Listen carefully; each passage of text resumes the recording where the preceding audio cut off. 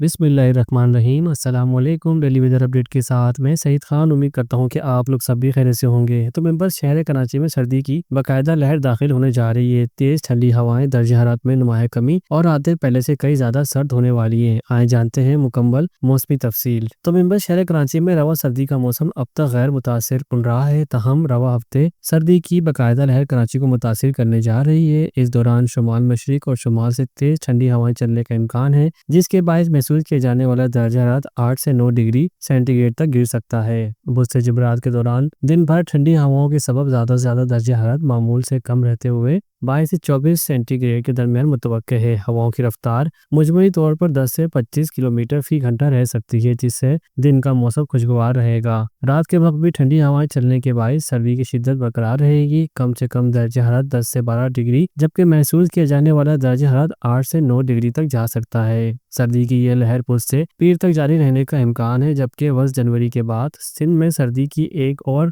मौसम लहर मुतवक्के है, जिसकी मालूमात आइंदा दिनों में इंशाल्लाह फराहम की जाएगी। आज भी मुल्क के बेशतर इलाकों में मौसम सर्द और खुश्क, जबकि पहाड़ी इलाकों में शदीद सर्द रहने का इम्कान है, जबकि पंजाब, बलाए सिंध और खैबर पख्तूनख्वा के मैदानी इलाकों में धुंध छाए रहने का इम्कान है। कल बुध के रोज भी मुल्क के बेशतर इलाकों में मौसम सर्द और खुश्क, जबकि पहाड़ी इलाकों में शदीद सर्द रहने का इम्कान है। पंजाब, बलाए सिंध और खैबर पख्तूनख्वा के मैदानी इलाकों में भी धुंध छाए रहने का इम्कान है।